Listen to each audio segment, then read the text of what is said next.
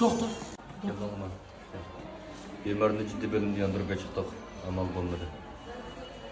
Seni koşuştur bana. Amal olmaz mı doktor? Amal bulmadı. Seni koşuştur bana. Daha ki bulalım. Ben mikropsuz raya.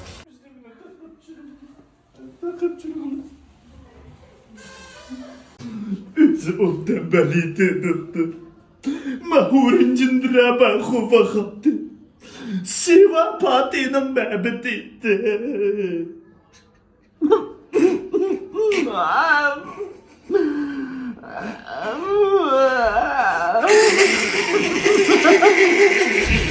Bakma öyle böyle pis parça mı verdi?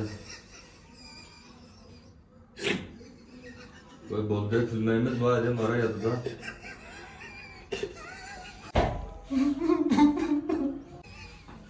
Böyle hadi gelgen çıkalım baba. Gelmem sonra. Yaxşı işten zilöt ki olmakla.